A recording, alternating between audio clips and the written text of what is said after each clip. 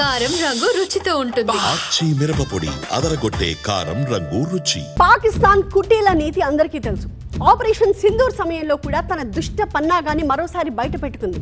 మనం ముష్కరుల్ని అంతం చేస్తూ ఉంటే వాళ్ళు అమాయక ప్రజలపై దాడులకు తెగబడ్డారు. బార్డర్లో విచక్షణారహితంగా కాల్పులు జరిపారు. మహిళలు, చిన్నారులు నివసించే ప్రాంతాలను కూడా చూడకుండా మోటార్ షెల్స్తో విరుచుకుపడ్డారు. అంతేకాదు డ్రోన్లను సైతం నివాస సముదాయాలపైకి వదిలారు. పాకిస్తాన్ సైన్యం చేసిన షెల్లింగ్ నుంచి సరిహద్దు గ్రామాల వాళ్ళని కాపాడడానికి దాదాపు 9,500 బంకర్లను ఏర్పాటు చేసింది జమ్మూ కాశ్మీర్ ప్రభుత్వం. అయితే ఈసారి షెల్లింగ్ మితిమీరిపోయింది. వాళ్ల కాల్పుల రేంజ్ కూడా పెరిగింది. సరిహద్దు నుంచి 10-15 కిలోమీటర్ల వరకే ఉండే ఈ మోటార్ షెల్లింగ్ ఇప్పుడు 40 నుంచి 50 కిలోమీటర్ల వరకు విస్తరించింది.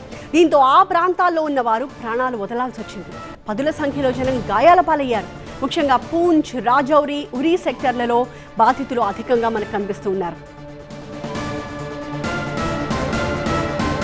రాజౌరిలోని సరిహద్దు ప్రాంతాలను సందర్శించి పాక్ శతగ్ని గుండ్ల దాడులకు గురైన ప్రాంతాలను పరిశీలించారు ఆ రాష్ట్ర సీఎస్ అటల్ ఢల్లు. సరిహద్దు వాసులను రక్షించేందుకు మరిన్ని బంకర్లు ఏర్పాటు చేస్తామని చెప్పారు. పాక్ దాడుల్లో ఇళ్లు, పలు ప్రార్థనా మందిరాలు కూడా దెబ్బతిన్నాయి. ముఖ్యంగా కుప్వారా, ఉరీ, పూంచుల్లో పాక్ షెల్లింగ్ తీవ్ర స్థాయిలో జరిగింది.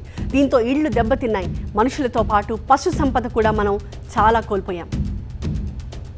పరిస్థితిని వేగంగా అంచనా వేసి తొందరగా సాయం చేసేందుకు ప్రయత్నిస్తామని చెప్పారు సీఎస్ అటల్ ఢల్లు. ప్రస్తుతం సరిహద్దు వెంట 9,500 బంకర్లున్నాయని, కానీ మరిన్ని బంకర్ల కోసం డిమాండ్లు వస్తున్నాయని చెప్పారు ఆయన. ఇంకొన్ని నిర్మించేందుకు చర్యలు చేపడతామన్నారు.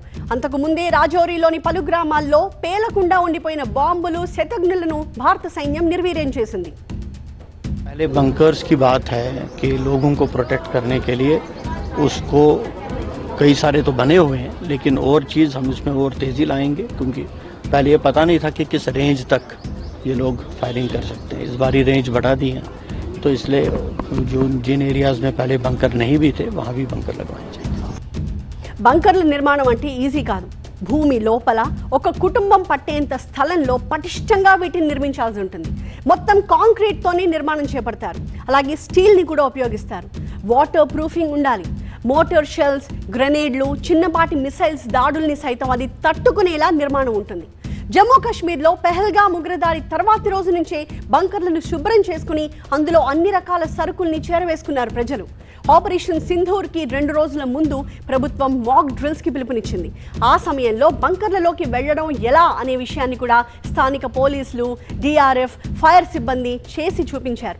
ఆ తర్వాత పాకిస్తాన్ కాల్పులు, షెల్లింగుల్లో పలువురు చనిపోవడం, అనుకున్న దానికన్నా ఎక్కువ దూరానికి గురిపెట్టి ప్రజలని బలి తీసుకోవడంతో ప్రభుత్వం ఇప్పుడు వందలాది కొత్త బంకర్లు నిర్మాణం చేయడానికి రెడీ అవుతోంది.